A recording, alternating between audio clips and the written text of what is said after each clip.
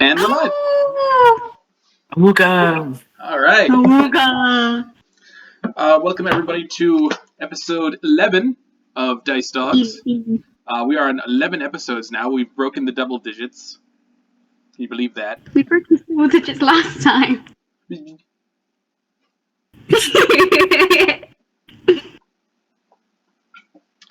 Sponsored by Burritos. We're not. We're not sponsored by Burritos. But we are sponsored by Raid Shadow Legends. I knew you were going to say Raid Shadow Legends. I knew it. You're going to get sued at some point. Every time. If only. Ethan is desperate for us to get sued by Raid Shadow Legends. He wants it so bad. I, of course, am your Dungeon Master, Connor Mann. With me, as always, is Sophie, playing Ozla Highhill. M, playing Fenkin Farwarin. Finn, playing... I don't think I said that name right. Finn, playing Opportunity Knox. Ethan, playing Gesh, the Dragonborn monk. And Vinn, playing Dhuur'in Kolbavar. The sexiest drow this side of Exandria.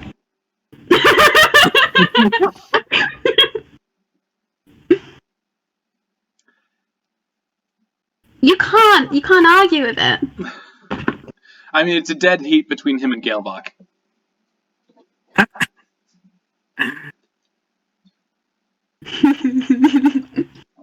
I'm probably biased, so, you know.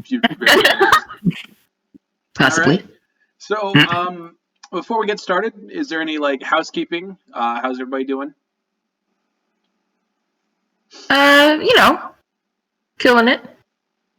I got red nail polish everywhere. It's fun to clean. Yeah, that sounds about right. I have better lighting. Vin, if you are speaking, I haven't heard Vin's voice in like an hour. Nope. Can't hear him. No, we can't. Yeah, Vin. We can't hear. Do you have push to talk on, Vin? Oh. Uh-oh. Okay. Well, guys. Welcome back to another episode of Technical Difficulties. I should just name the entire series that. There we go. Oh, I feel like I heard something. Hello. Yay! Hello! Now we hear you. Yay! I'm gonna say it sounds Awooga! Vin, I heard you do. I saw you do this a couple times, and it was like the scene in Candyman where the lady's bashing on the on the mirror.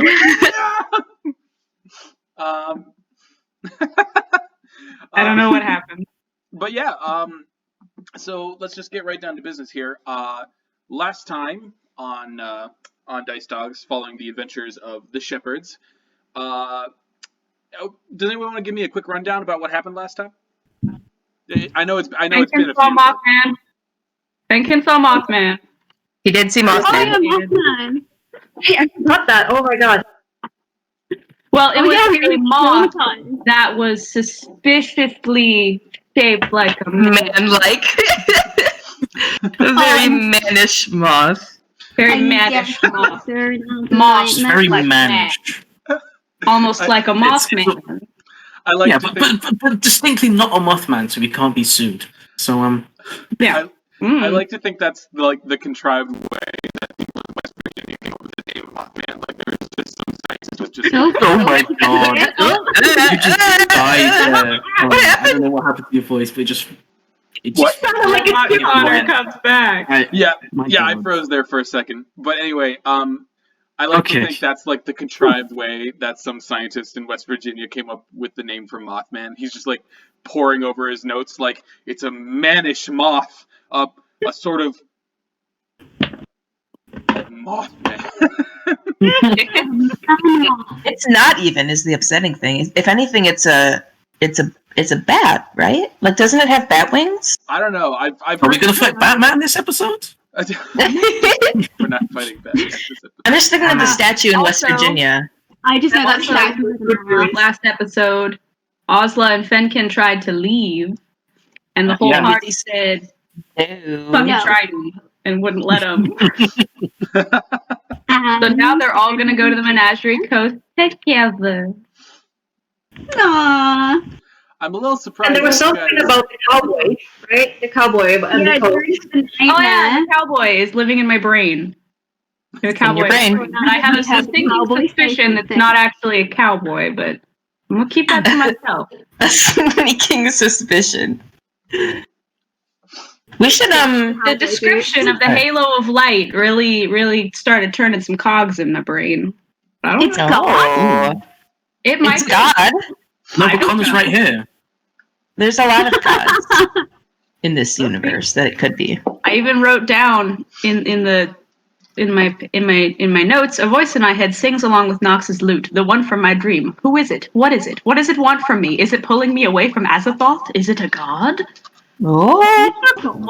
We have yet to see. Oh. Now, is this how Dhuur'in writes, or is this like actual mad scrabblings from Vinn? This is mad scrabbling. Is there a difference? Notes. I misread God when you showed it as gay. Is it a gay? Is it gay? Is it gay? I mean, in a sense. Are cowboys gay? Yeah. I think that's the first thing that a lot of D&D players ask their DMs whenever they see a monster. Is it gay? Gay. That's what I do. What's my gay? Personally. Is man It's moth just personally. man moth gay? I mean, if it were Dhuur'in's mad scribblings, they would be illegible because he may know how to read, but he doesn't know how to write. I imagine he tries though. Like every night by the campfire, he sits down with his little notebook. Well, and he's kind of writing, and it's just turning itself into Eldritch in his notebook, and he's holding his pen like this. All right. In that case, without any further ado, why don't we get started? Yeah. All right. Make sure I've got all my docs opened up here. Okay.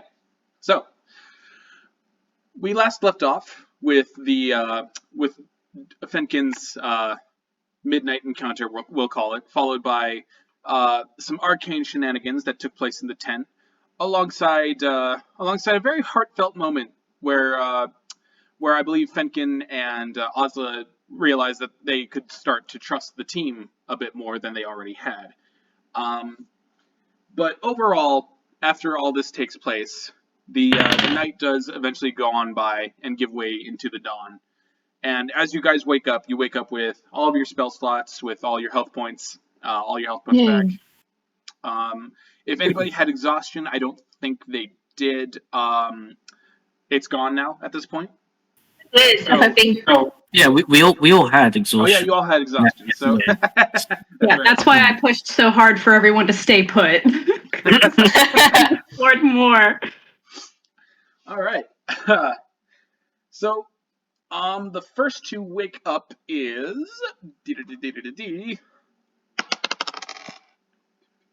All right.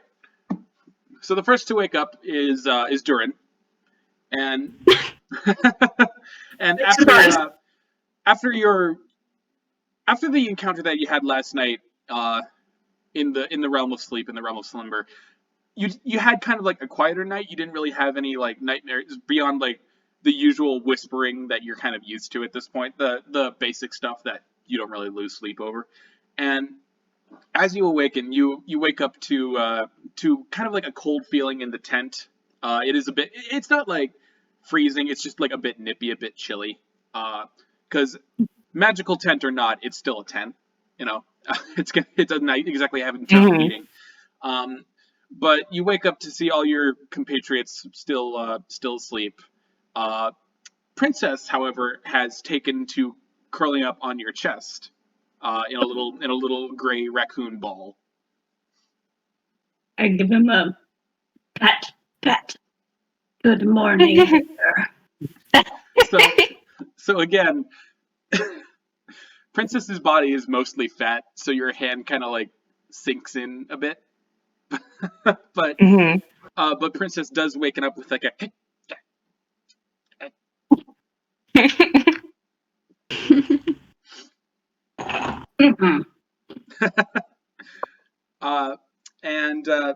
so once you're awake and once everybody else is kind of up and going, you all kind of set about your daily chores of getting the tent cleaned up and kind of getting the campfire all stamped out and just kind of, the whole Boy Scouts leave no trace bullshit. But if my Scoutmaster is watching, I'm sorry. I didn't mean it. Also, hi, Chris Fishborn. Anyway. But yeah, as you guys are kind of like clearing up from the night before, is there anything anybody wants to like? Do any of the characters want to talk to each other? I don't know how to ask this question ever because it just feels so awkward being like, "Hey, who wants to role play?" Because I feel like I should have a more poetic way of saying it, but like. Dhuur'in's gonna start doing some very, very awkward and weird-looking stretches. Like he's gonna stretch up and then kind of like while he's still standing, bend backwards. Because have I ever shown you guys that thing that I do where I can bend all the way backwards? What the fuck? What? Yeah, like he just like You have to do it now. up and Do then it. bends at the hips Do all the it, way do backwards it. until his fingers are almost touching the ground, and then stands back up. Okay. So he just casually does a back bend? I'm sorry. So as everybody's Okay. kind of like cleaning up, Wow. anybody watching Gesh kind of watches him fold backwards Dhuur'in. on himself. Thank you first to wonder if perhaps this is an attempt at copying what Ozla had done the night before. Oh no, his back just fucking hurts. He's like rubbing his lower back, like. You also watch his like princess tries to copy the motion, but just like falls flat on his back, and he kind of like Flat. has trouble getting up. You kind of watch his like kind of trying to like rock up on his fat belly, but he can't really do it. Kind of Like a turtle. like a turtle, yeah. I'll like reach down and flip him over onto his feet. All right. What's everybody else doing? Nox was in the middle of folding up some blankets to kind of pack them away, and she saw that happening, and she just like she had like a rolled up blanket in one hand that was like halfway into a bag that she was packing, and then she just like stopped and looked, and then her ears went flat, and she just squinted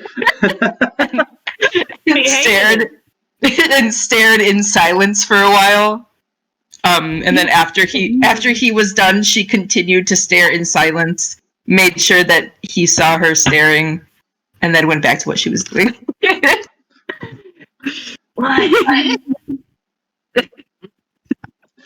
I am hurting. She's just like nothing.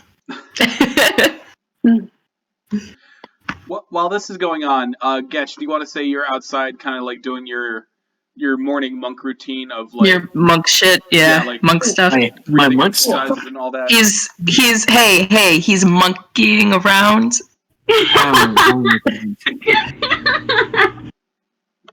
Thanks, Sophie. Like, no! Wait, what?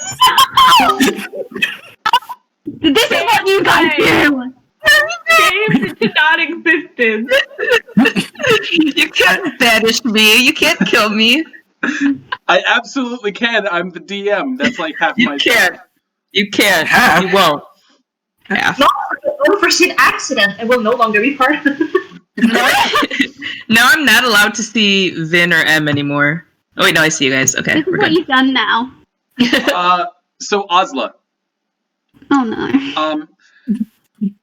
every now and then, when you guys use the tent, there are kind of like kitchen utensils that are in the tent in little compartments, and you've taken it upon yourself to give them a good wash because that was something commonly done on the ship, you know.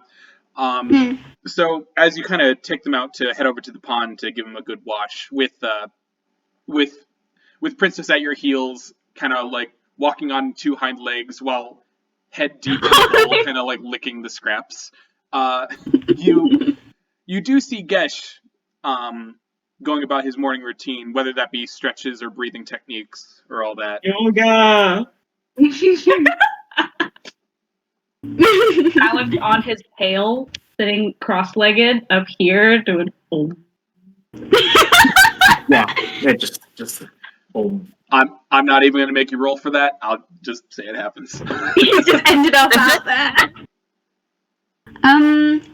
So, I think what Oz is gonna do is she's holding like all the utensils in her hand, like in both hands, and she just like tilts her head. She's like, so fucking weird.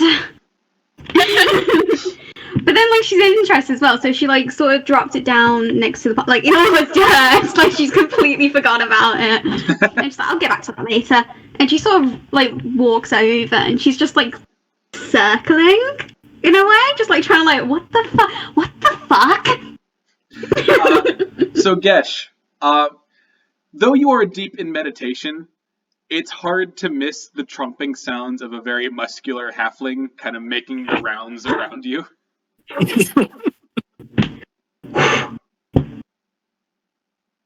Sort of, he opens one eye and he just stares down at where she is. It's just... Did you forget to breathe or something? No. No. Then why are you going like...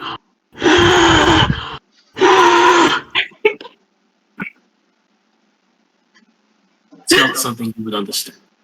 You haven't even told me yet! I can understand a lot. Bonding moment. Finally!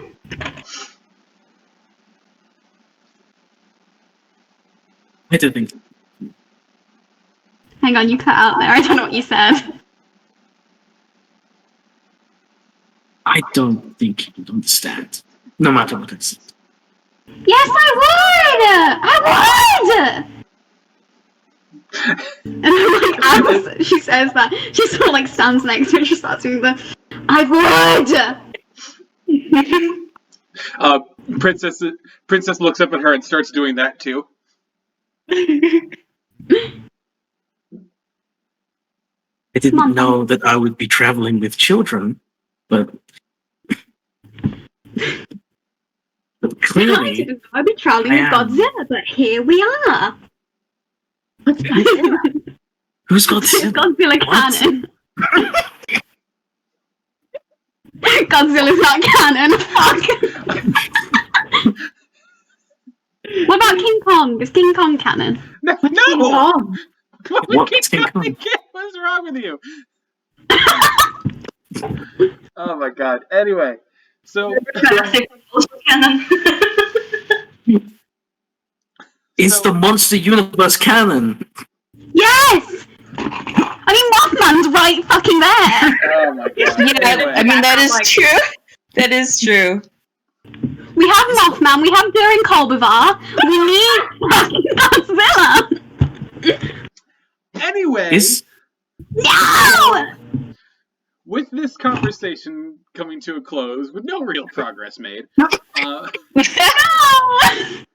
I've been slighted. no, continue, go ahead.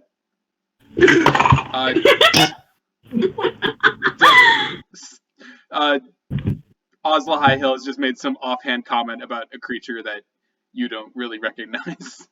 It's a bedtime story. They told it on the ship all the time. Yeah, it's a pirate thing. Yeah. It's a pirate thing. It's a pirate thing. Godzilla did come from the ocean. They tell stories about the Kraken, Ukatoa, and Godzilla. Yeah. It's a lizard. And It can Dhuur'in swim. Kolbavar, apparently. And Dhuur'in Kolbavar, Yeah. the biggest monster of them all. He was on a boat for a while. I don't know. Maybe you hear stories about eyes on the water. Ooh. Sorry, I dropped something. Wow, How to meditate. Boats. Anyway. So, do you say anything else to Ozla, or do you continue meditating? He just sort of coughs a little and then just goes back to meditating. It's goodbye. I've had enough of this conversation. Oh my god. Wait, did he say I've had enough of this conversation? Yes. she sort of like shoves her feet deeper into the ground, and she's like, "Well, I haven't." And then like after a bit of like doing like the whole arm movements and stuff,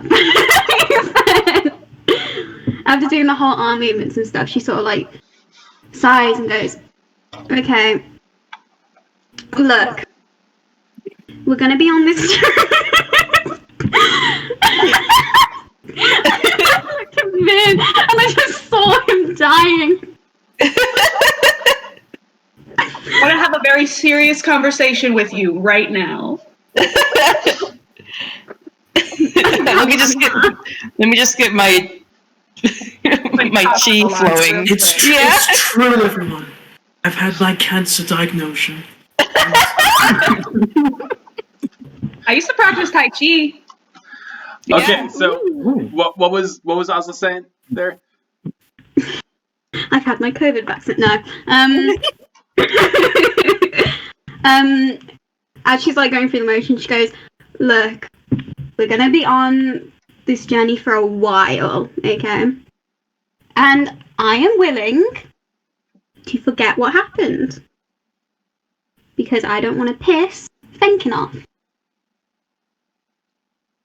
You gesture at Fenkin when she did that. Yeah. She's just like, "I want to piss Fenkin off." Picking up the It's like that meme, like it's like that TikTok meme where they're like, "Do you want to form an alliance with me?" "Yes." Good, excellent. Well, yeah, Gesh just he hasn't been listening at all. He's just silent. I love that for him. Anyway. Ethan, you are taking this out of my hands. You're ripping this friendship from me. So Ozla, you open your mouth like you're about to like say something, maybe snap at him for not answering you, before like you feel a tug on your pant leg, and you look down to see Princess kind of like glaring up at you, and he puts one little raccoon hand on his fat little side, and he points the other at Gesh. I'm making friends. I'm making friends. He stops. What do you want me to do?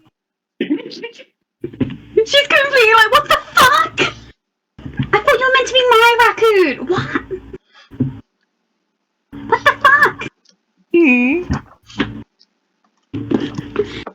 And then she just like daggers down at Princess. But then she just goes, "Alright, rewording that. I want to be friends. Would you like that?" Yeah, Gesh still isn't listening. He's tuned her out at this point. So he's deep back in the meditation. So when she sees that Gesh isn't listening, she goes, and then she like leans back and goes, "Dhuur'in, help!" I pop my head out the pit. What? "Dhuur'in, no!" What? I'm here. He won't be friends with me. I am trying. Okay, get out the tent. Yep. I look at Gesh, who is still on his tail.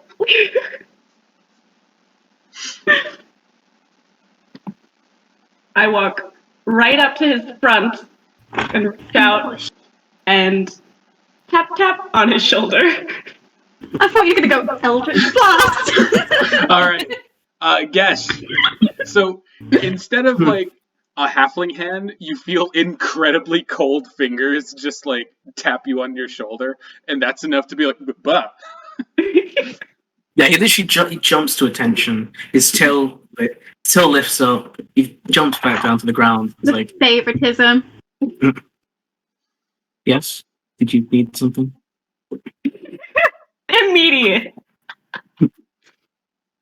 He's just kind of,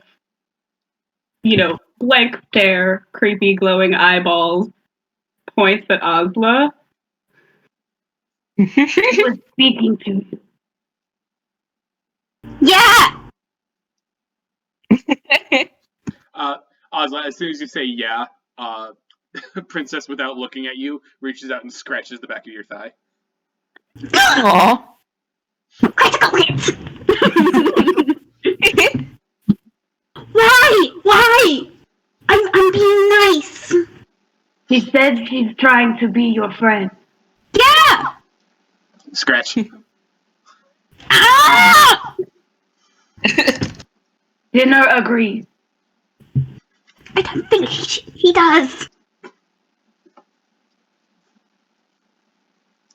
Usually, you don't harm the person you agree with. But, what do I know? Friends can have disagreements. Sometimes they hurt.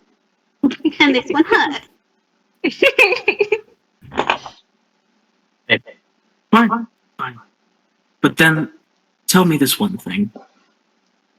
Okay. What exactly makes me uncomfortable to be around for you? No! Oh, fuck. Dhuur'in takes like 2 steps backwards. But Well, I'm expecting this. I'm leaving. He's just giving you a little space. I actually don't know what to do now. You fucking throw me for a loop. Oh god. Just go through the motions. Oh yeah. My emotions are just.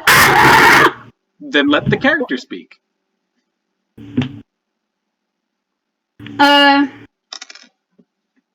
Also, like, she's sort of like she's still like got her hands on her hips and she's still like in the angry phase, but she sort of like pauses and she goes,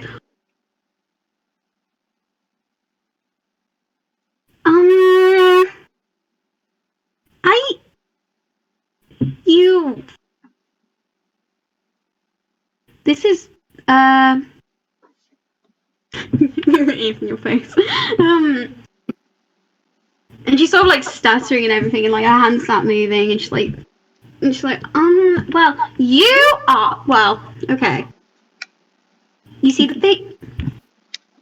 What's going on? Okay. You have to promise not to judge me.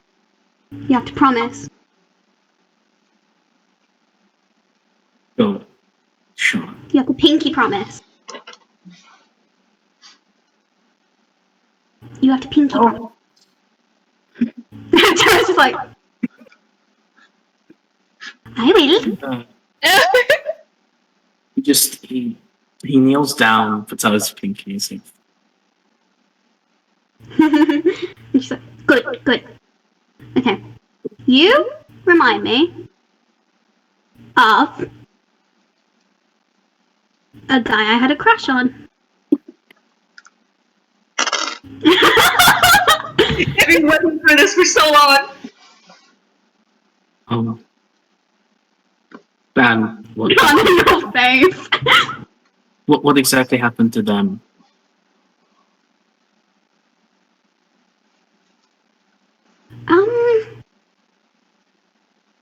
That sort of thing, I don't know. Right. It wasn't like bad, you know. It wasn't like, you know, like I was obsessed. I wasn't obsessed. I was cool. I was really cool about it. Okay. Princess kind of just like. And like he wasn't. It wasn't like he was the only guy I had a crush on. Okay, I had a crush on like more, but I'm not. But like I'm not. You know, like that. I don't. They were cool. They were cool. They were cool. And you look like him. You don't remind me of him like personality-wise because you're like really and he's like really smiley. But like, you know, this is weird. This is weird for me. This is really weird for me. Do all Dragonborn remind you of them, or what? I I've only met two. That's loaded. I've only met two Dragonborn ever. One I was see. him, and one was another. Who was, and you are the most recent one that I've ever met. So it's not fresh. Like it happened when I was like a kid, not kid. Oh, that's a bad sentence. It happened.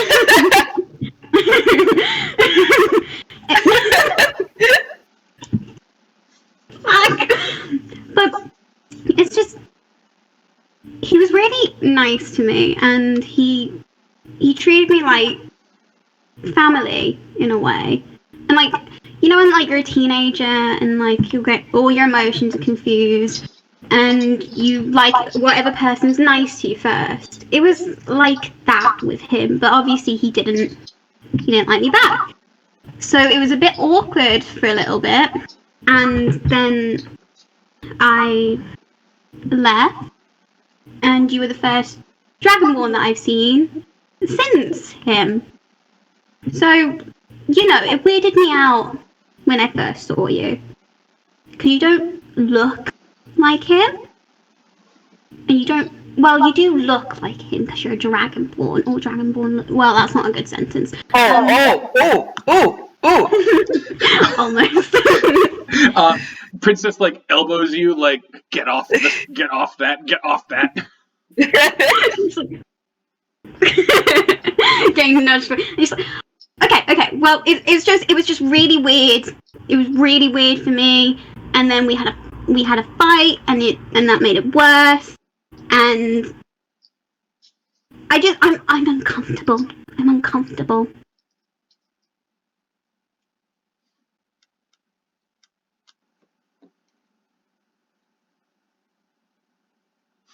This is outside the tent, right? That they're having this conversation. Yes. Imagine not just like. I was gonna say, I just want to say, Nox with her hearing has definitely had. She's still inside, but she's had her ears swiveled in that direction this whole time. Yeah, just listening. And anybody else that's in there, it's like if you've ever seen that Vine of like the guy who's like talking about like I don't know, like anal or something gross in public on the phone, and he films it so that you can he films it so that you can see like the reactions of people around him like when he's talking. It's like that. Like you could just watch her face and you're like oh yeah. Exactly. That's exactly what's happening. He was nowhere near this. He just instinctively keeps cringing for some reason. He's just like, oh god. His Ozla senses are going off. Something is happening. Meanwhile, Dhuur'in's standing right fucking there watching it all go down like... Oh. Sorry, I didn't mean to turn off my camera. It's like, I'm done with this.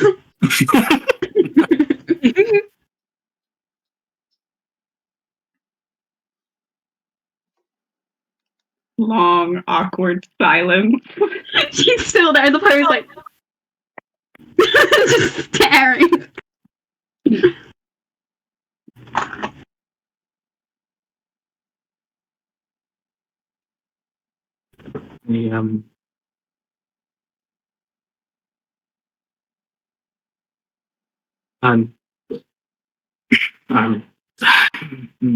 I'm sorry if I've inconvenienced you at all. You know, it's I'm sorry. Yes. Yeah.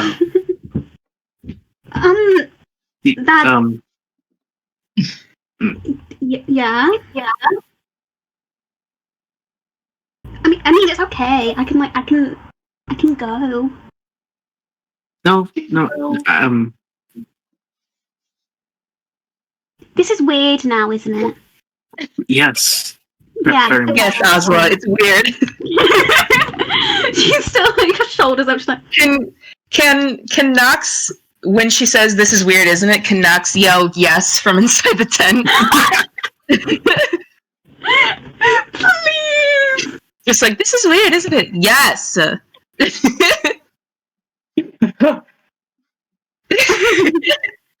all your heads kind of like swivel towards the tent before like you kind of like return to looking at each other. she goes, okay, we never talk about this again. We never talk about this again, okay? Okay. Do you promise? Do you promise? Yeah, do you promise? Fine. Okay, we never talk about this again. We never talk about this again. Okay. Mm. And she just goes. She's like, I'm done. I'm gonna go wash the fucking cutlery. So Gesh, you watch as Ozla quickly and hurriedly gathers up all the cutlery and the pots and pans and things and rushes over to the pond, probably a bit red in the face. And Princess picks up a fork and looks like he's about to like follow her, but he looks up at you, kind of like nods and runs back over towards Ozla, leaving you and Dhuur'in alone in the by the campfire, the now dead campfire.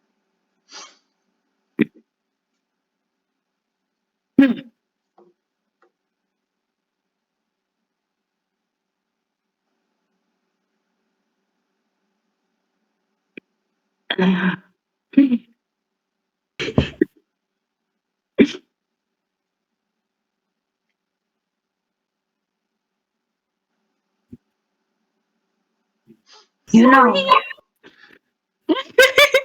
I don't think either of you are cool. I think you can get along with her.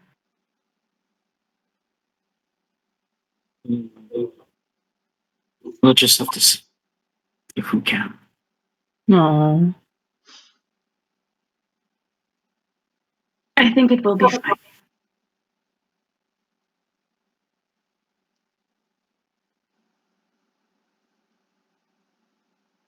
Can Nox harangue Oz when she comes back in? What? Just the moment that she comes in, Nox looks up from whatever she's doing and she's like, so, having some interesting conversations up there. No. No. I was completely alone out there. The princess behind her, she's just like kicking it back out. As the only people in the tent are Ozla and Fenkin and Nox, as if there are no other party members. Mysteriously, two people are missing. I teased them. No. Beth and I are out in the woods. Yeah, they're out. Boning. Boning. Boning. She's like, you know. No. Oh, no. Huh? I'm just saying that it is important to express how you feel towards other individuals while you have the opportunity to do so. Would you not agree? At first, I thought you were gonna go, it's important to explore your sexuality, and I was gonna piss myself. Princess has like reached over, grabbed a biscuit, and is just like. I was just still like got all like the cutlery like in her arms, and she just like curls tight around. It's like, I there's no feelings to express. Nox looks at her and nods slowly and says, this size may be a problem. The biscuit drops out of Princess's hand. And the rumored too. Don't forget about that. Mm-hmm. They haven't confirmed that yet. That's true. They haven't confirmed or denied. They spooned. Dhuur'in knows. She takes psychic damage from that. I imagine Fenkin and Princess slowly look at each other like.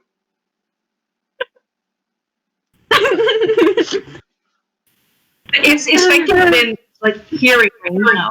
Oh yeah, they're in the tent right now. So yeah, he doesn't have the same like hearing ability as Nox, so he hasn't heard what's been going on outside.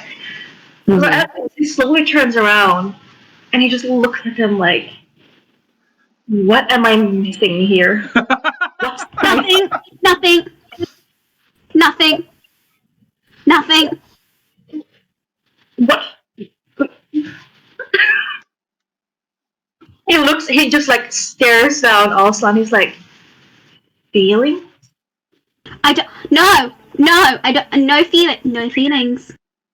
I am cool. At the word cool, he just kind of narrows his eyes at her like, you cool, right? Inside check. And it's just like, I'm not going to get involved. And then he flips his hair and then he turns around and that's what it does. Pillows or something. I have no feelings, said the halfling whose pure rage obliterated the essence of a demon out of a pair of scissors.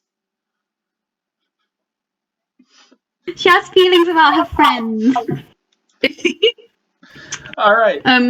So with size will be an issue, She's just being honest. I'm gonna say that the tent gets all packed up and cleaned up, and the shepherds gather their gear and put their weapons on their hips and all that good shit. And once everything's all cleared up, and once the pop-up tent is packed away back into its little mahogany box, it's time to head back out onto the road. And once again, you make your way out of the forest clearing. Fenkin probably looking back over his shoulder, thinking about last night, and kind of shivering, maybe, before... Yeah, for sure. Yeah, he's been hiding. There's a reason he didn't leave the tent until they absolutely had to leave. He's terrified. Okay, so as you guys leave, Fenkin, as you turn to give the forest one final look, for a split second, you could have sworn that you saw two burning red orbs in the darkness. But you blink and they're gone. Oh, God. Good. That's awesome. In the middle of a step, like... blink. Stares a little more, like holding his breath. And then he just rushes forward because he was sort of lingering at the end of the little caravan. And he rushes forward and he... Who's closest to him? Like, what is the walking arrangement here? I'm in front. We'll say it's Dhuur'in. We'll say it's Dhuur'in because Dhuur'in was... And he rushes up to Dhuur'in, who is as far away from this monstrosity as possible, and he just clutches onto his cloak with both hands, like he's almost like scratching him a bit with like his long nails, and he's just like holding on, like, ow, and like clinging onto his back, and he's like shivering, not saying anything. What is the problem? No problem. No problem at all. I just it was I just missed you.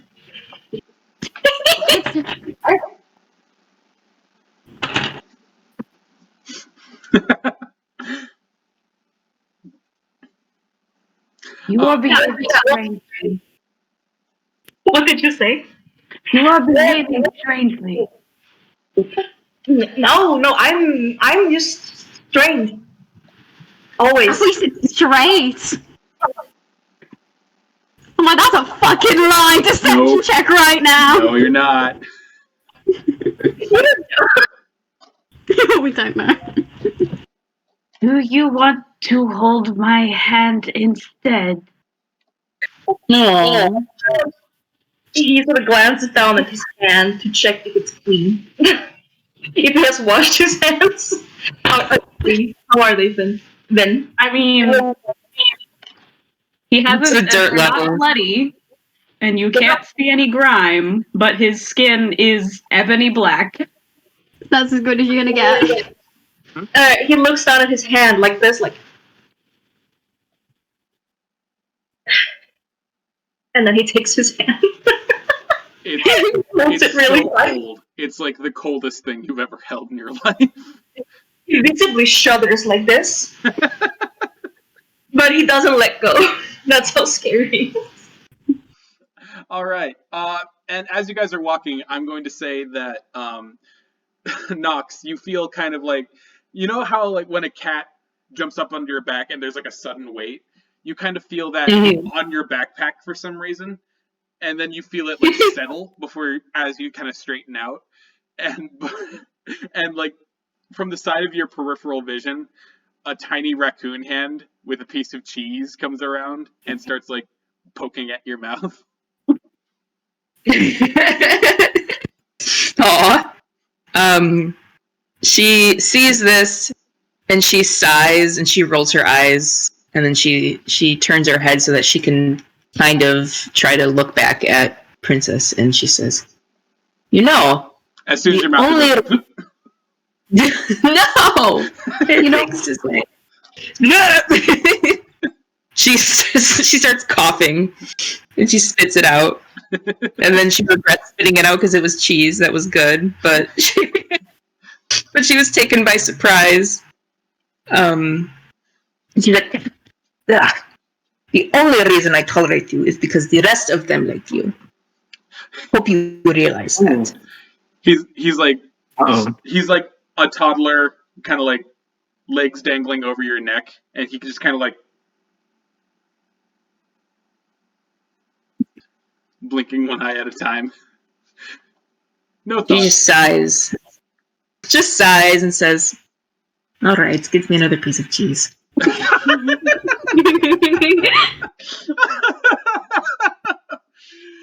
Oh, And a budding God. Oh, it's everything I've ever wanted. Anyway, so with this, you guys continue your way down the Amber Road, the beautiful Amber Road, with just fields of golden grain on either side of you. Again, very picturesque walk. And before we continue on here, is there anybody doing anything specific at all, or? Fenkin and I are holding hands.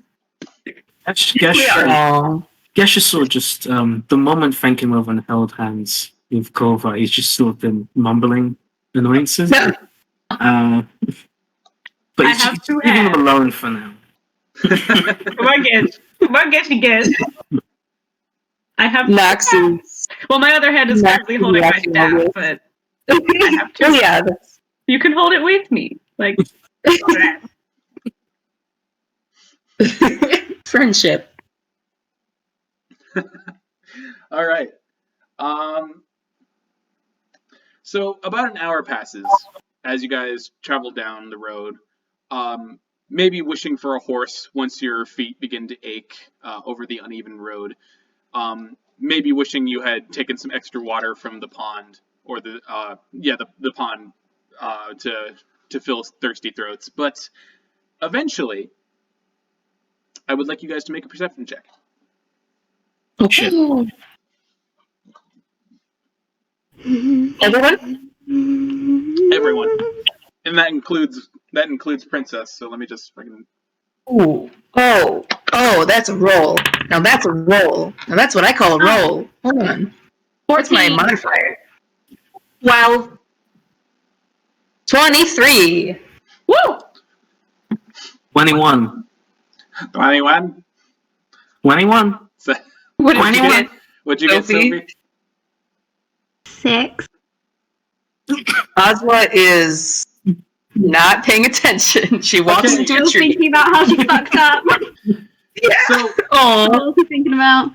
so everybody does kind of notice this. Maybe Ozla doesn't at first, but like when she sees everybody kind of like sniffing the air, she also starts to sniff the air. What are we looking at? On the slight morning breeze, there is a stink that you all know far too well.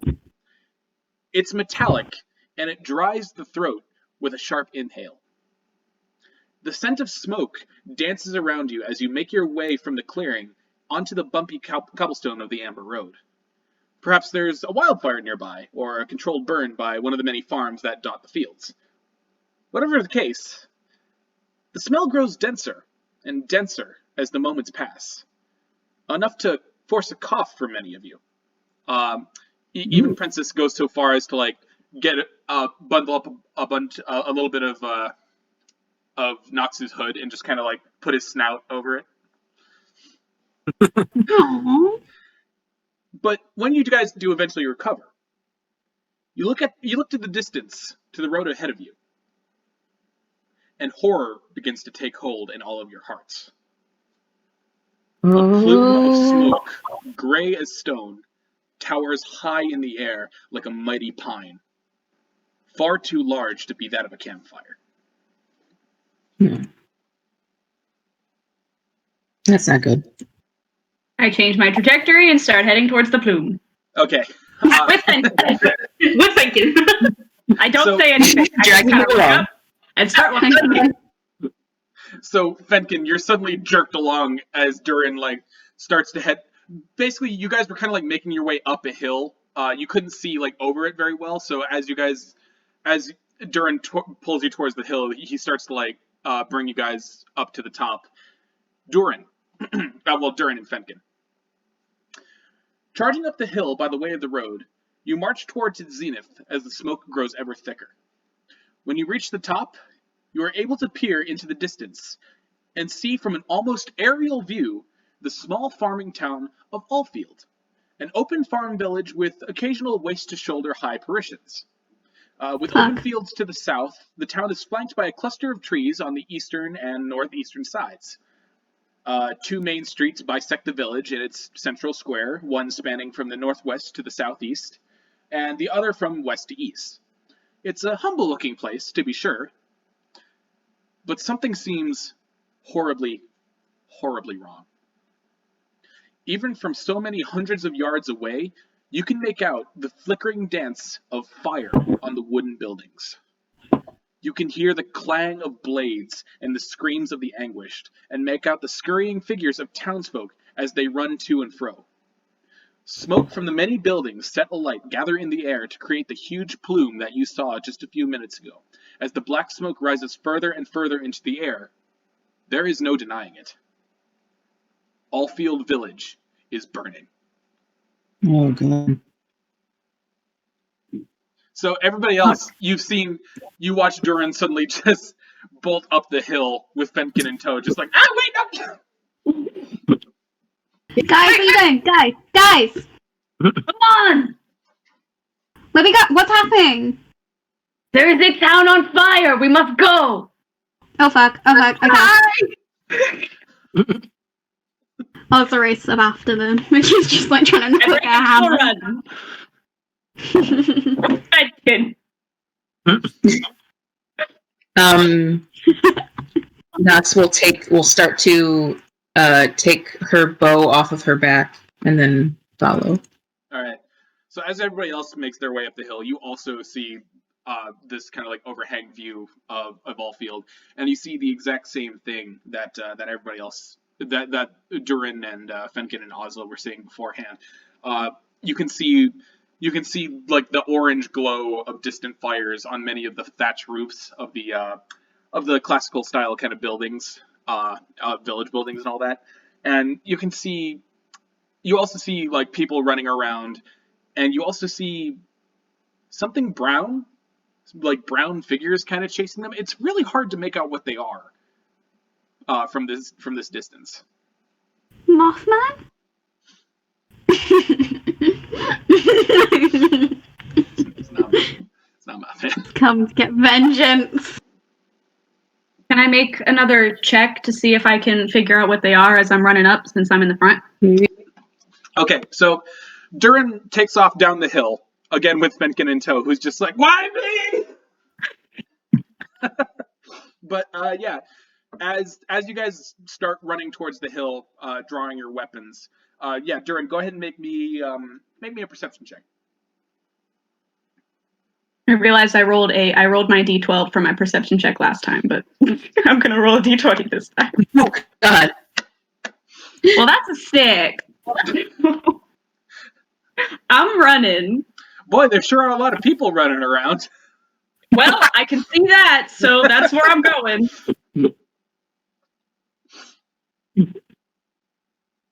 Does Fenkin want to make a perception check being dragged along? If I may. Yeah, go right ahead. Alright.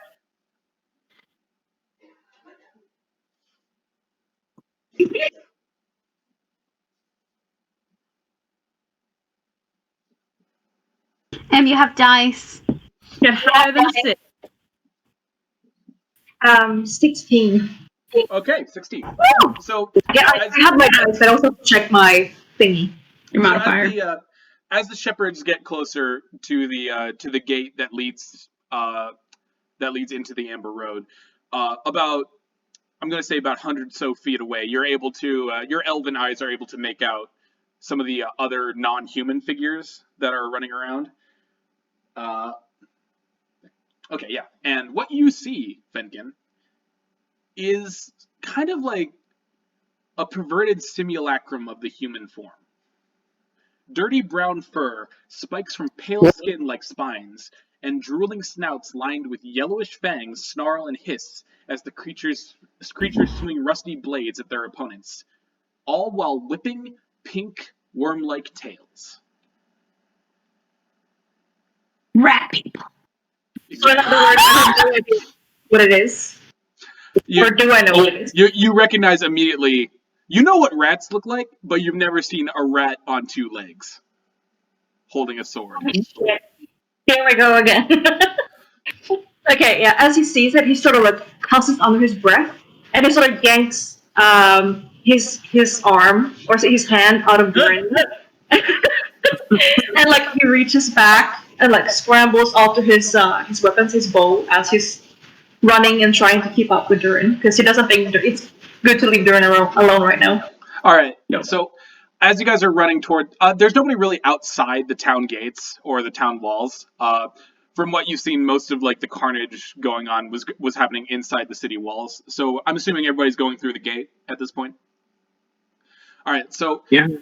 as you rush through the gate, for those of you who have lived among halflings a long time, you'll recognize immediately kind of like this is mostly a halfling town with halfling architecture and all that. Smaller buildings that are burning, but but as you rush into the town, the sounds of battle are all around you now. You hear the clanking of blades, and you hear screams and commands being shouted left and right. You see citizens and Crownsguard alike running back and forth.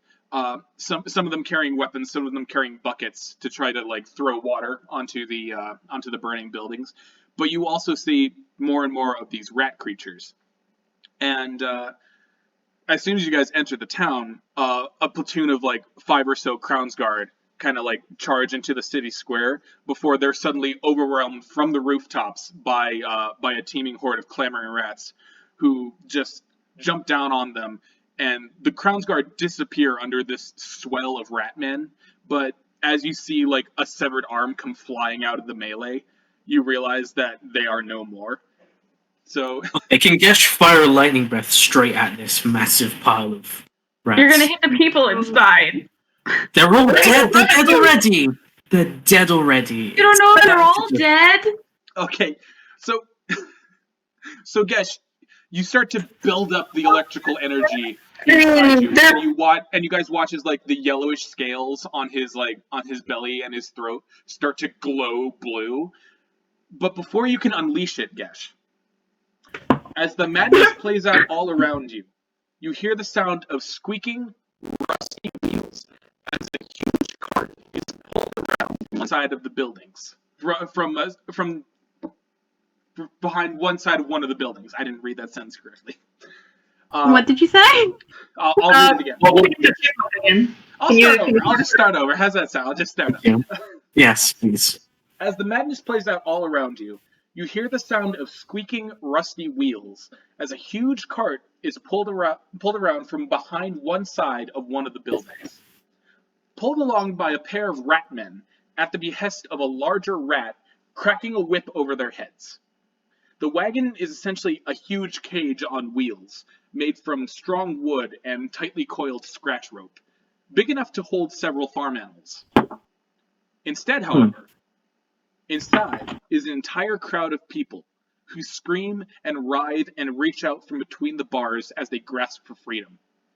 A few other ratmen walk beside the cage, snapping at the exposed wrists of their captives with leather crops while the cart pulls into the town square. And eventually, you watch as one of the rats stops and points directly at you guys. And he says, Yes. "More slave meat! Kill, kill, kill, kill!" Oh, No. And- Let's have a hierarchy.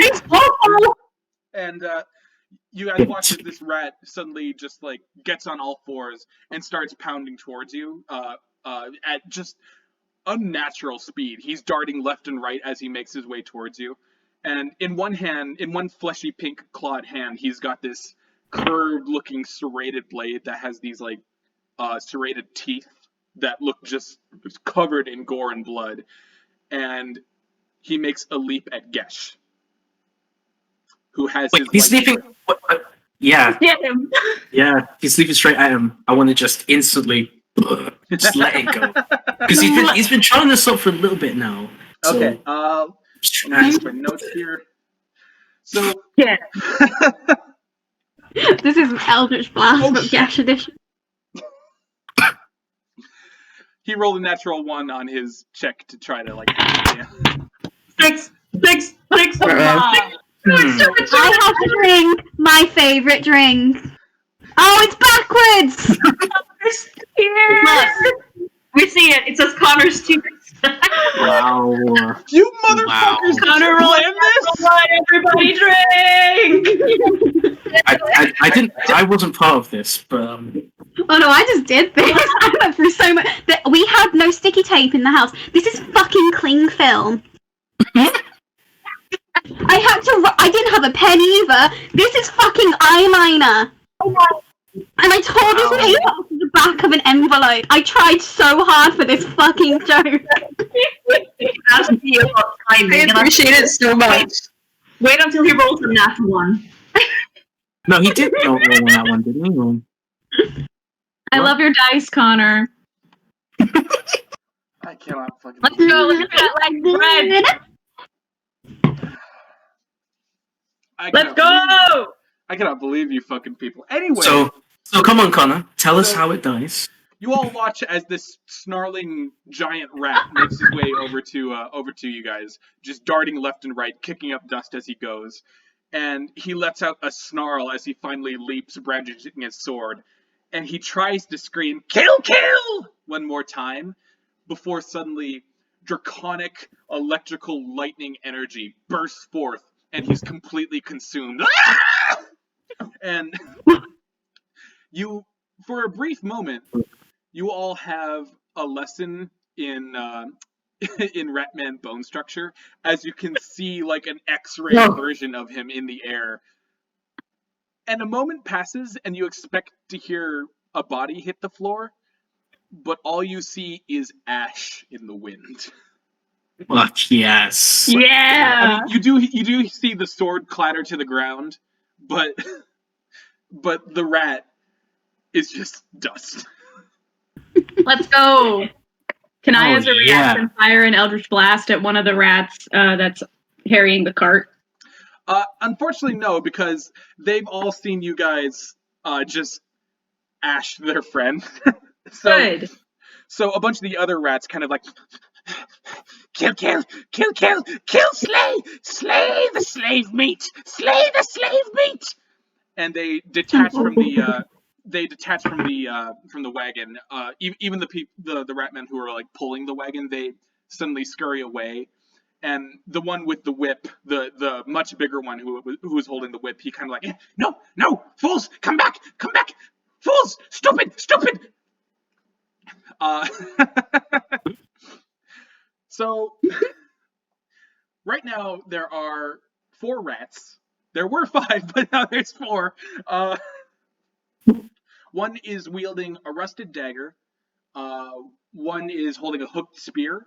One has a curved sword, and then there's the driver with the bladed whip, who eventually just like and snarls, and he gets off the cart and also makes his way towards you. And it's time to roll for initiative. Yeah. These rats better watch out for Dhuur'in because he'll eat rat meat. I mean, He's just like, furious. lunch. He heard slave meat, and his scary eyes went, whoa. No. He's just like, ooh, love that day. That's Oh, well, I'm fucked, alright. Oh no. Yeah, I'm fucked. I'm actually I'm no. actually fucked because I just rolled a natural 1. Oh. That just means you go last. Oh, the Brits are not doing good today. No, Wait. no, we are not. Yeah, 8. God damn. Well, God, what's even my initiative? Hold on. Oh, wait, no, I got 4. I got 2 in the roll, and then I got I 4. got 12. Okay. Wow. We're not doing great. None of us We were are ready. Suck. All right. So what did everybody else get? We'll start with Gesh. What'd you get, Gesh? A natural 1. Okay. Yeah. Woof. Yeah. So you'll go next month. Mhm. Nox, what'd you get? 12. Okay. Vinn, I see you got 5, 6, 7, 8. Is Dhuur'in behind Nox again? In the fucking initiative roller. Fenkin, This what'd is you get? always how it's supposed to be. What, Fenkin? 7. 7? Okay. Ozla, what'd you get? I got a 4. I rolled a 2, though. We're gonna get so clobbered. Look at this. Just, These rats are just oh my weird. god. My phone keeps autocorrecting Fenkin to Denki. Aww. Correctly, boy. Thank you, Kaminari. All right, so the rat with the dagger is the first to go, and he's going to make his mad rush towards Gesh, and also take a flying leap with his dagger, and you hear kill kill. So Yeah. Gesh Yeah. does a hang on. Oh, Does an 18 hit? Yes. Okay. Yes. Just 1 second. not Okay, a good shit, start. All right. So Oh. Oh god. as the rat hurls itself towards you, screaming and just slobbered flying out of its mouth as it goes, it seems like it's about to bury its dagger into your throat, but there's a flash of movement out the side of your eyes as you hear a very familiar hiss, and you all watch as Princess sails through the air, claws and mouth open, and the rat, it's kind of like a slow motion kind of look, like the rat this all happens in slow motion. The rat looks very confident and then sees Princess, and Princess just and then just slams. They slam into each other in midair, and the rat goes tumbling away as Princess just starts clawing and hissing and biting, and the rat's just like, no, get off, no. Oh, That's his thank lunch then. you, princess. Jesus. Go, princess! Go dinner! Oh, yeah. And the dagger rat man takes no damage, unfortunately, but Oh, damn it. it is your turn, Nox. It is my turn. It is your turn. Okay. So we have. Sorry, I have such a shitty memory. So recap of. Spear, dagger, and sword. Those are the rats. Right, and then. Oh no! Sorry. Go ahead, Connor. There's the rat man with the dagger that just got bodied by Princess. There is the That was yeah. Okay. there's the big muscly rat who's whipping like a bladed whip, and you guys can kind of see the sharp edges kind of stuck into the leather, glinting against the sunlight. Ooh. There's a rat man who's holding kind of a hooked spear, and there's a rat man with a curved sword. Is the dagger rat prone because of Princess? Yeah, the dagger rat's prone, very prone, trying to deal with Princess. Oh.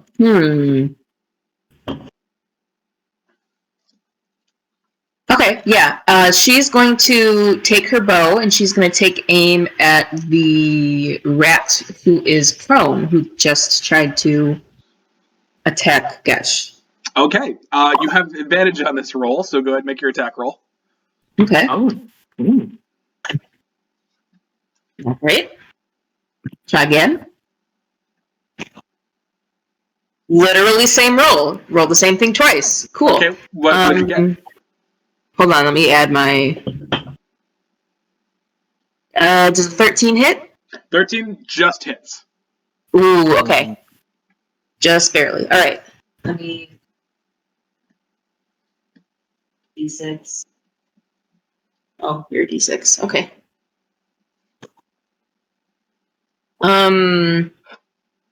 That's a 4 damage. Okay, so Not a good hit, but she made it. Damage is damage. Damage is damage. So taking Damage your is shot damage. at this rat, you're able to hit it in like one of its hind legs. Mm-hmm. And if it felt that, you can't really tell because it's very focused on trying to get Princess off. And at this point, you guys kind of see something small and circular sail away from this particular melee, and as it lands on the ground, you recognize an eyeball. Yo. That's my fucking baby. Whose eyeball is it? Oh no. Oh. Can you imagine Princess with an iPad? Princess with an iPad. Anyway, you also have your bonus action if you want to do anything. What I can do with my bonus action. Fire somebody. Is this another instance where you leadingly get me to use bardic inspiration? Because I always I'm just Bardic saying you have options. I'm just saying you have. I'm not telling you to do anything. I'm not leading you to do anything. I'm just saying you got options. I think that's the only thing I can do with my. Oh, I guess I can move or I can use yell. Yelling is. Yeah. Who is after me? Is it Dhuur'in again? The closest person who's going to be in your group going next is going to be Dhuur'in. Okay. So I'm realizing what's happening is Nox is developing a pattern of directing Dhuur'in on what to do in fights, which actually is kind of cute. So she will. This is going to be my bardic inspiration. I will give a die to Dhuur'in for his next attack or whatever he wants to use it for. But she kind of like fired that arrow in a bit of a panic because she wasn't really like fully prepared for the sudden like explosion of rat people with weapons. Kind of took her by surprise. Which, so kind of maybe led to her arrow not going exactly the way that she wanted it to go. But seeing that it does hit, but seeing that it doesn't really like stop or slow down the creature at all, she kind of starts to pull out another one to get ready to fire a second shot, and she waves her hand at Dhuur'in as she's doing this, and she gestures to the rat that she just fired at, and she says, "That one is down. Be quick, otherwise it's going to get up and attack Gesh again." Oh. And she will scoot out of the way as if to be like, "Here, shoot him with your cool, awesome blast." Go for the leader. It would seem that Dhuur'in traded one mistress for another. Anyway, Oh. Nothing but tyrants. At least this one is a. Well, I was gonna say at least this one is a MILF. His last one was too. So. Yeah, she was. So the next one in the order is going to be the rat man with a sword, and you can kind of see he has this like executioner's hood style thing, leather cowl kind of pulled over his face, and he brandishes his sword and he's looking directly at Fenkin, and he says, "Die, and he surges forward to make his attack. No. That's does a 20 hit, Fenkin? Oh yeah. Yeah, it is. Okay. All right. Oh boy. You are going to take 5 points of slashing damage as the notch sword kind of like curves up and like slices you on the side. Ooh. He goes, ah! I like this outfit! No, but Oh no. Ding. And it's going to use its bonus action to disengage and kind of roll away out of reach from any like melee weapons. Next up is going to be Dhuur'in. Great. Well, since Nox has guided me to hitting the prone one, I will try to hit the prone one with an Eldritch Blast. Is prone, are enemies that are prone until their next turn? Is that how that works? Until they stand up. Yeah, until they stand up, and it's hard to do that while being princessed. Yeah, and also having arrows and eldritch blasts and such thrown at you. All right, so go ahead and roll, and you can use your bardic dice now or later. Let's see what I roll. Okay. So that's a 15 plus 6. 21 to hit. That's going to... Yep. I was just going to assume it would. And damage... for 7 damage. Okay, so arcane energy builds up in your hand, and you feel feel the sickly green glow kind of like stretch across your arm as you finally unleash it. And there's another arcane detonation, kind of similar to what happened with Gesh's breath attack. And you kind of realize, oh shit, at the last moment, Princess is still on the creature. And you see a detonation, and you also see Princess like sail away and hit a wall about like 10 feet away and just kind of like crumple to the ground. Oh, sorry. Well, I mean, you've got dinner sorted. If We did the damn thing, yeah. That said, where there was once a rat is now kind of like a gory mess of meat chunks and kind of like a rat laying on its back with its chest exploded open, like showing off the blackened ribcage. Is Princess okay? What's that? Is Princess okay? You can use your turn to check if you want, but right now I can still move. I'll go over to Princess. Okay. Run. I'm gonna say you're about 15 feet away from Princess. Can you make that? Yeah, my move speed's 30. All right. So you're using your bonus. So you're using your bonus action to move over to Princess. I thought I could attack and move. Yeah, that's what you're doing. Yeah. Yeah, just one of those is going to be your bonus action. I haven't moved yet. Yes. Right. Sorry. Yeah, my bad. Yeah. I'm an idiot. Yeah. Sorry. So my standard action to attack, my move action to go over to Princess, and my bonus action to pick him up. Again, I forget basic things. I apologize. It's okay. But yeah, you make your way over to Princess. Crazy. What? Is he breathing? One more time. Is he breathing? So as you pick up Princess, you can kind of see like smoke wafting off of his fur, and you see there is kind of like a bare patch of skin where the fur has been burned away, but there's very faint breathing. Yes. Okay. I'll put him underneath the arm that I'm using to hold my staff. All right. Oh, baby boy. Fenkin, it's your turn. Oh, Okay. Jesus. The rat that attacked me, can I reach it with my... Yeah, he's not that far away. I can reach him with my bow. Oh, absolutely. Yeah, okay, now I'm gonna roll to hit with my longbow. All right. Let me double check how I roll. It's been a while. No problem. You start with a d20, and you add your dex and your proficiency bonus.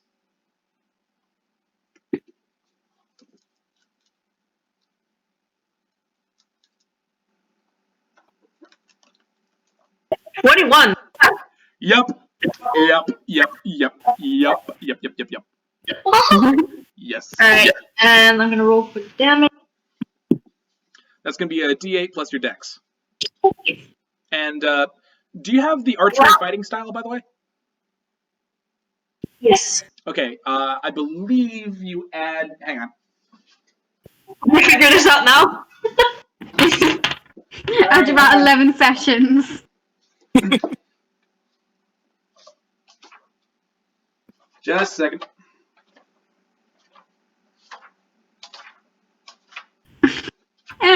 wait. I think it's time to introduce us to today's sponsor. No. All right.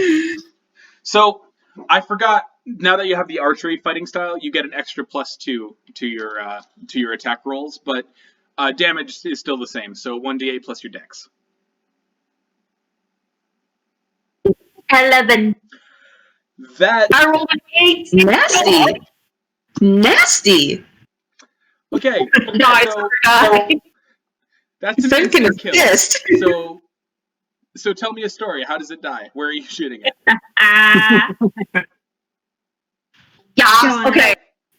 So Fenkin is like seething in anger after being attacked and slashed by this ugly rat creature.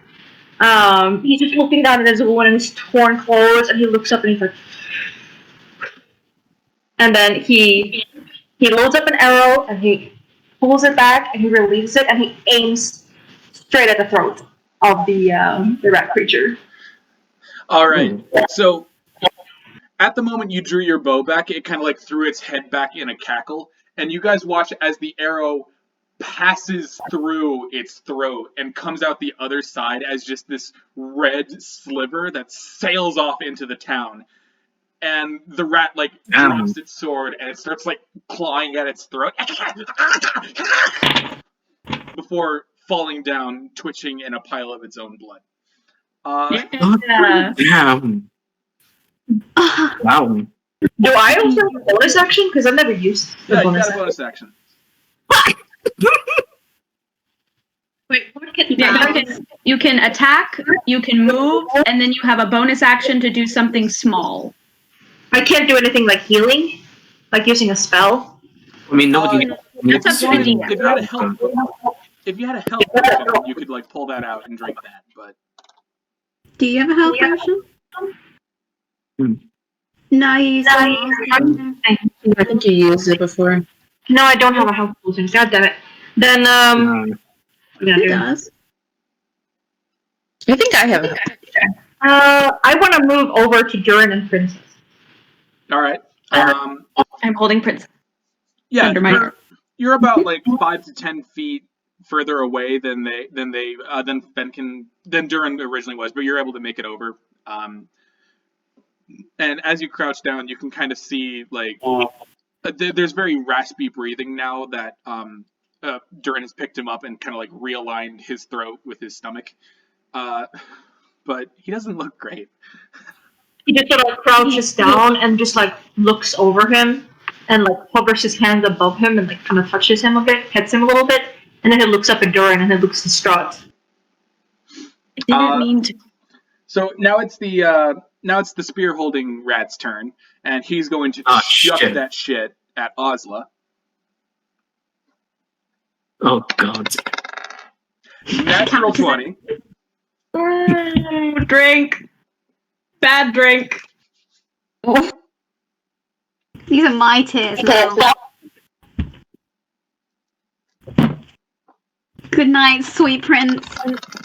S. Ozla, you take 5, 6, 7 points of damage as this spear like curls through the air and like plants itself in your thigh. No. Now he's unarmed. Oh Huh? He threw the spear. He's unarmed now. Oh, okay. He is unarmed. However, he does start pulling on the rope that's on the end of the spear, and Ozla, with a sickening, that you feel yourself being pulled forward about like 5 feet. Yeah. Oh. Nasty. Does she go back on the floor? Like she falls back and everything, and she's just being Make a dragged? dexterity check. With disadvantage. Well, shit. Where's my dice? No, it fell. Sorry. Natural 20. Bitch. Holy shit, bro! Snap that fucking rope. All right, so Yank him back. he yanks it, and the idea was to like pull your leg out from under you, but you hold fast, and it's just you hold fast enough for like the blade to actually like pop out of your thigh and go clattering away, and you hear him like hiss and curse in a language you don't understand. But yeah, you have been de-speared. Yeah. Which is good for you because now it's your turn, and I'm assuming you're probably angry about all that. Get him. Yes. I'm so Yeah. angry that my dear, sweet Connor, I would like to. All right. Ozla goes into a rage. Yeah. She Where's like our battle music? Fuck. battle music. Hold on, give me a minute to get fucking Google Chrome open. Get our no copyright battle music going. As she like sinks into the rage, she sort of looks down at her leg, the giant gushing wound, and she like peers back up, like, "You little fucking prick!" And she's gonna rush at the rat. Okay, so the rat is definitely within range, and as you guys hear Ozla shout, "You little fucking rat!" she stomps the ground, and you watch it crack in a circle around her, and you watch as her eyes glow bright white. And Fenkin, you're not Fenkin. The closest one to her now is Gesh. Gesh, Oh, you don't. Again, it's a very clear day, but you could have just sworn that you heard a thunderbolt.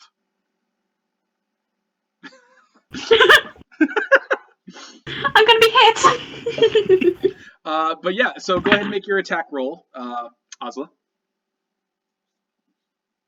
Okay, I know we've done this a lot, but how do I do an attack roll again? Okay, no problem, no problem. So that's gonna be D20 plus your strength and plus your proficiency bonus. Okay, I thought that was it. Everybody make sure your Fred boat is turned down to a comfortable level. Oh, Yeah. thank you. I'll give y'all a second.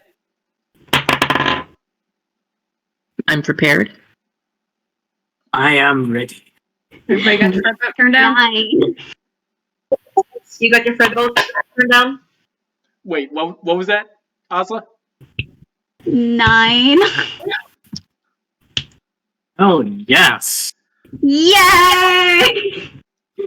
So impressive as that display of raw anger was, you're probably a little too angry, and in a blind rage, you whip out your hammer, and it's able to jerk back and watch as like the hammer passes past its nose, just like centimeters away, and you do miss.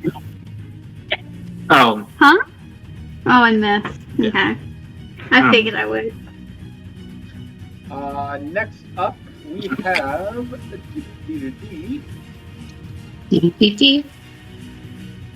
Again, not We have enough the- money.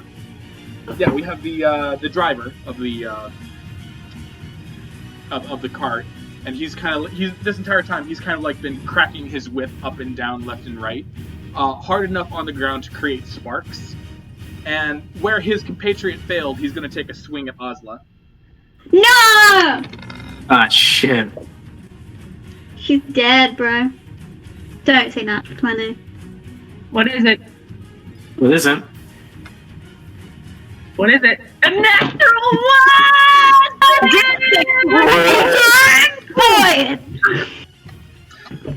So you guys watch as.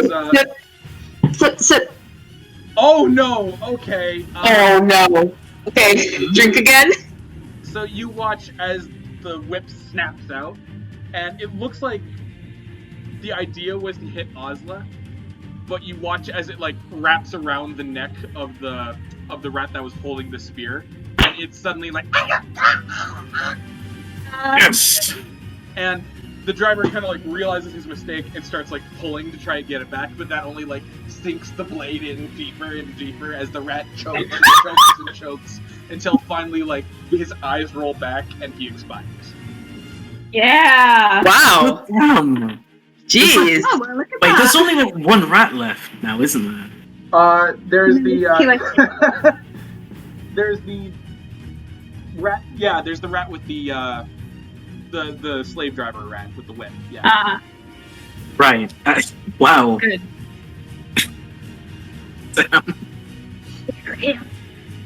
And luckily for you, Gesh, you might be able to make the final strike here because it's your turn, buddy.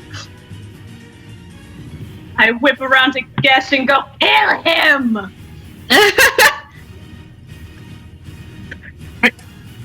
And you're going to have There's advantage your on this roll inspiration. because he is kind of like busying himself trying to like dislodge his whip.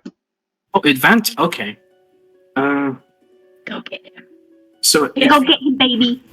right. Okay. So yeah, he just instantly rushes over to this guy who's just killed his compatriot, and is about to absolutely deck him with his quarterstaff. Yeah. So I get advantage on this roll, or do I pick On the attack. On on the the attack. attack roll? So okay. Roll twice, take the higher number. Yeah.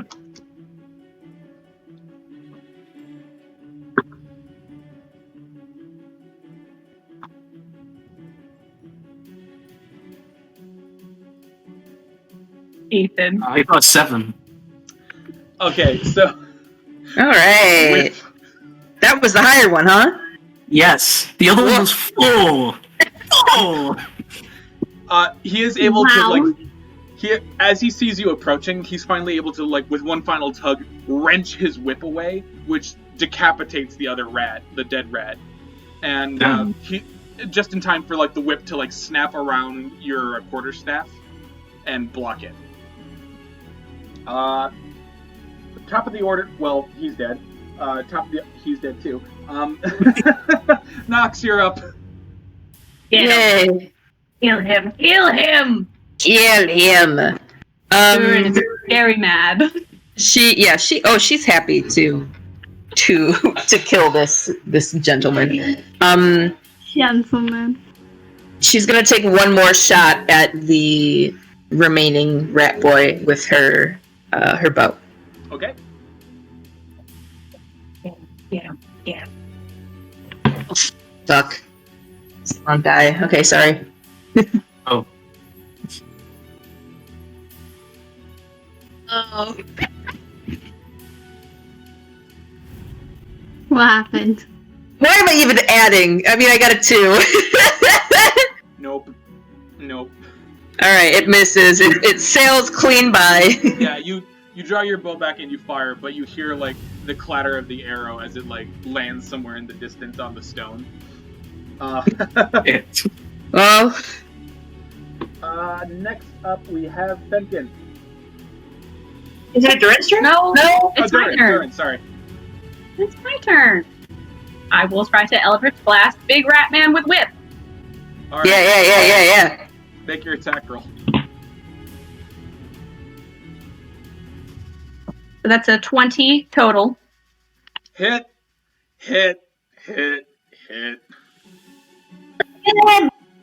Oh, shit. It fell into my damage dice, fell into my little hole. Oh. Okay. Oh. Nope, it's fine. For 10 damage. Anyway. Oh. All right. So, tell me a story. Yeah! Yes! So Dhuur'in, hearing all this clamor about slave meat, kill! He is in his own rage. Not that it quite matters. But he's got Princess in his arm, and he flips around as this green and black energy is streaking from his arm and hucks it at this motherfucker right at his open mouth. Ah! Breaking off his bottom jaw, snapping the back of his head.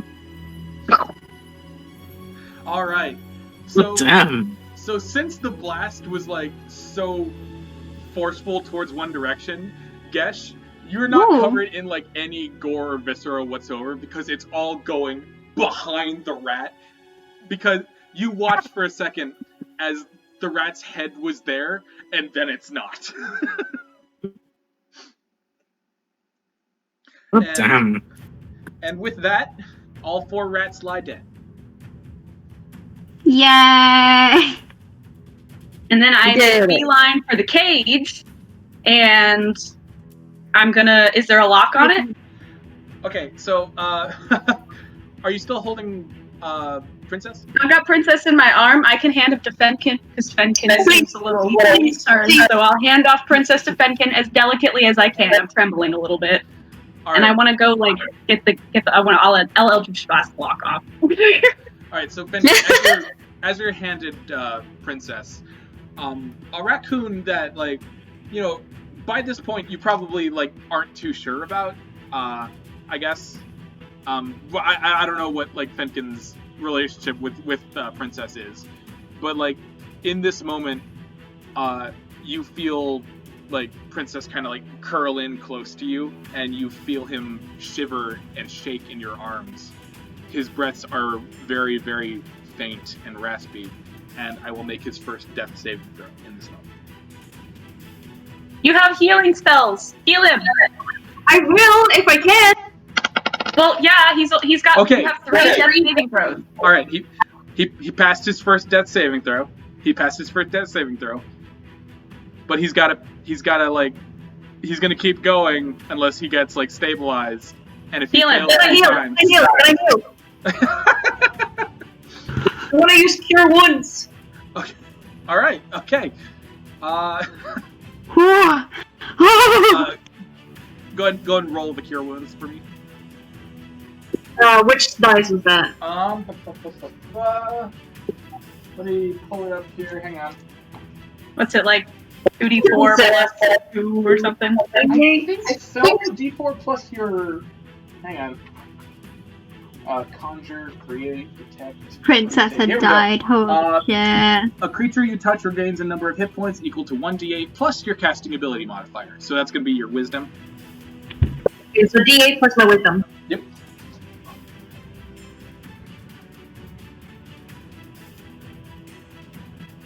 What did you get? 8, and I'll get out my wisdom. Okay. So, 10. all right. Okay, excellent. So, you guys are lucky because Princess has exactly 10 hit points. Fenkin, Don't hit me, please! so Fenkin, you touch Darn! this dying raccoon, and a warm green verdant glow takes over your hand as you cast Cure Wounds, and you watch as, like, kind of like a lichen sort of moss kind of grows over the patchy spot of skin that had been burned by the Eldritch Blast, and it covers the spot in like a weird kind of tendril growth. And when it falls away, there's still some scar flesh left over. It's still quite burned, and there might be a scar there forever. But it's very much healed. And you can see Princess has stopped shivering. You can see he's not like so tight anymore, and he kind of like relaxes in your arm. Fenkin will sort of like heave a deep sigh as he checks over Fenkin's condition and sees that he's alright. And he sort of just holds him a little tighter, maybe like tucks him into his green cloak a little bit, like on his chest. All right. And yeah, then he will run after Dhuur'in, but gently. All right. So before you're able to stand up, you know how when you're hugged from behind, you feel one hand on your shoulder and another on your other? Yes. You feel that kind of sensation. And it feels very warm. And somebody whispers into your ear, "Very well done, Fenkin. Very well done." He turns his head to see if there's someone behind him. There's nobody there. Yeah. Well, he was in the middle of like taking a step to get up when he feels that sensation and hears that voice, and he sort of stops and stares in front of him, and then turns around, sees no one, pauses again, and then he looks down at Princess. Princess is asleep. He's like stunned for a moment, and after that he doesn't actually move. He just kind of stays in the same place for a little moment because he's sort of caught off guard. All right. Heading back to Dhuur'in, who's running over to the cart. Is anybody else running over to the cart with Dhuur'in? Yes. All right. Ozla, Gesh, and Dhuur'in. As you guys make your way towards the cart, I'm not going to make you roll perception for this because it's pretty obvious. As you get closer to the cart, you hear the people like screaming out to be let go, and some of them might kind of like shout in fear when they see you, but like they start pleading when they realize that you're not Ratman, and they start like reaching out towards you. And you realize Every person in this cart, there's about like 15, 20 people stuck in the cage in the cart. Every single one of them is a halfling. No! Young, old, middle-aged, every flavor of halfling is in this cart. And Dhuur'in, you asked about a lock a second ago. There is a very like crude kind of like brass rusty lock that's kind of like I'm gonna Eldritch Blast it until it breaks. It's kind of like holding the two branch bars together. I'm Eldritch Blasting the lock away from the people. I've like got it in my hand and I'm just until it breaks. Oh! I don't have lock-picking tools. I'm just gonna break You it. know that you have to roll a decision, right? You can't just decide it's not going to hit somebody. I have it in my hand, and I'm. Well, I can just break it off with the hammer. Yeah. Dhuur'in, please. Dhuur'in. it's in my hand. Okay, so Ozla, I break your hand. you watch as Dhuur'in like raises his hand towards the lock to Eldritch Blast, and your instinct kind of takes over as like you grab his arm and you're like, no. Like, Chill, calm down. Okay. Down. How many mistresses does he have now? too many. Oh my god. I'm not apologizing.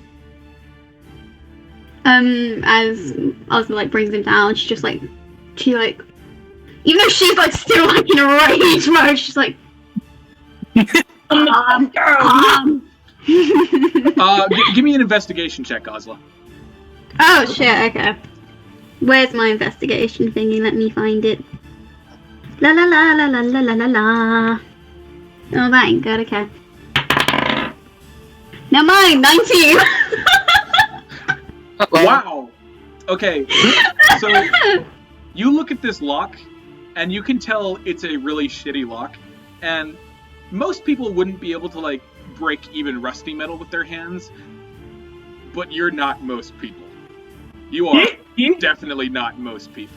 So I am Ozla Highhill. So if you want to grab the lock or use the hammer or whatever, what do you want to do? She's gonna grab the... If it's like a crude... Is it like a crude lock with like a little curve and everything? Yeah. She's gonna grab the side of the curve and just... Like bending metal. Ah, crap. Oh, no. You know what, she's gonna try. Give me athletics. Oh. You know what, she's gonna do it and it's just gonna be like really embarrassing. She's like... and you have advantage on this because you're still raging technically. Ooh. It's true. Which reminds me, Dhuur'in, your arm probably kind of hurts a little bit from when she grabbed it. I'm used to it. Okay, I got 15. Alright, so her eyes still white. You guys watch as Ozla grabs either side of like the padlock, and in an incredible feat of brawn, you watch as her shoulder muscles bulge and just cring! The lock shatters in her arms, and the cage comes Good swinging grief. open. She's still like... still in rage. And as halflings start to like pour out of the cage, you kind of hear a skittering behind you guys, and as you look up, you see more ratmen leaping across like rooftops, and one of them, kind of like in a leather cuirass, he looks over the wreckage of the battlefield and sees the rat with the whip on the ground with his head exploded, and he points his scimitar at it and he says, Packmaster! Packmaster has been kill-slain! Run, flee! Hurry, scurry! And you watch as suddenly all the rats, consumed with fear, wherever they were, maybe some of them were like chewing on a corpse, maybe some of them were like arguing over loot and stuff, they all drop whatever they're doing and they start heading out towards the northeastern gate. It's just, yeah, that's right. Get the hell out of here. It's just this It's just this brown flood of fur and blades as they stream away from the center of the town. And as this is going on, there's a voice that picks up over the carnage. Over here! Oh. Over here! Civilians over here! And as you look around, as you turn around to look, you see that there is a huge red building, kind of shaped like a barn. and there's a bunch of Crownsguard around it, and some of them are still like fighting some rat men and doing much better now than they were a few minutes ago. You see that the huge barn door is being held open by what appears to be kind of a waifish half-elven man in ornate silvery armor, in the armor of what you now know is the Watchmaster of the Crownsguard. He's got this shoulder-length kind of golden hair that's done up in a bun, and he has kind of a morning star in his hand, kind of lowered down by his side as he holds the door open, and he waves people in like, "Come on, all of you, let's go!" And the halflings that you just freed, family members clutching each other close, they start to surge towards the barn as well. I'm gonna off some eldritch blasts at the fleeing rats. I was still yelling. She's like, "Come back here! I want to follow them!" No. She's like half ready to run back over. So what's everybody doing at this time? Gesh is watching over. Blast the fleeing rats. Yeah, Gesh is watching over all the civilians running away, making sure that they don't get picked off by any rat men that might try and attack them. All right. What about Fenkin and Nox? Haven't heard from you guys in a hot sec. In a hot sec. Ooh. Oh. Yeah, Nox, that's you. What are you doing? Nox, Sorry, I gotta turn my volume down for the music. Okay.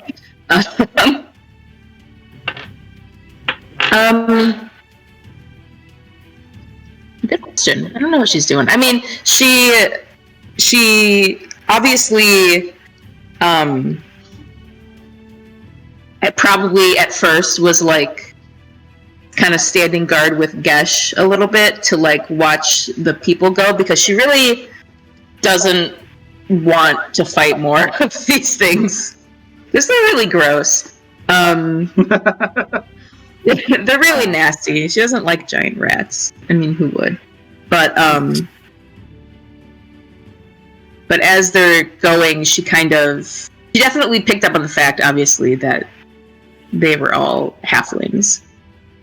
And so, in typical having no tact, or at least choosing not to use tact fashion, she walks over to Fenkin and kind of like nudges him with her shoulder a little bit and nods towards the escaping halfling civilians that are getting out of there.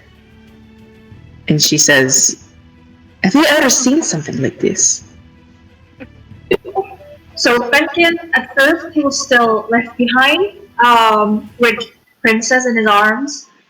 And then, as he looked over at sort of like, at first he collected himself from what he just experienced, and he looked over and saw everything that happened with the wagon and hearing the voices from the building and things like that. He, still holding Princess in one arm, like sort of under his cloak.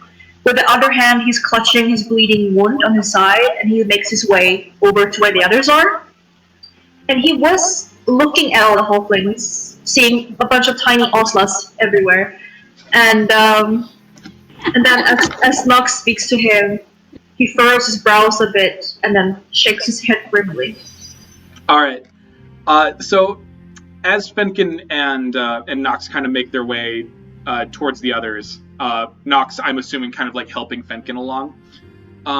Yeah. You know that scene in Age of Ultron where like 5 or so of the Avengers were like in that cathedral and they were like shooting down robots, Thor was swinging his hammer and all that? You guys kind of like come up to see that sort of scene playing out, with Dhuur'in like popping Eldritch Blast left and right, Ozla just going fucking insane, slamming rats left and right, and Gesh doing some awesome monk shit, you know. But eventually, more Crownsguard come to like help the halflings along, and more soldiers pour in from buildings where like families had been trapped and all that. And as everybody seems to be making their way over to the red barn, and once more the halfling calls out, "You 5, let's go! Come on!" like mid-shot, like thinking, what? As he's being like held leaning onto Nox and holding Princess, he removes his hand from his wound and yanks Ozla on the back of her neck as they pass her by. Come here, and then heads towards the building. As soon as Moz hears Fenkin's voice, she sort of like she calms down a little bit. And she sort of breathes in. She's like, "Wait, no, let me go. Drags her over the ground. Alright, calm down. It's over. They're gone. Come on, let's go. No, there's still that one. So Come on. the shepherds make their way towards the barn, and I imagine Ozla being dragged behind. Looks like no, vengeance.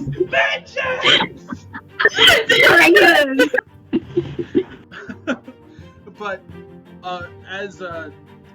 as everybody from the town is finally filed into the barn, you guys are the last to make it, as the last of the rats make their way out of the gate.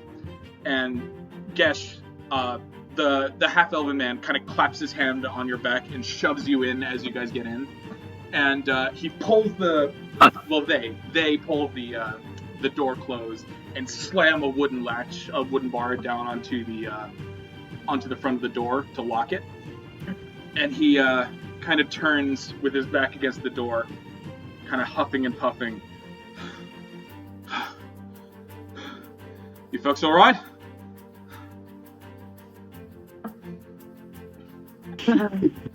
We should be asking you that. Are you all right?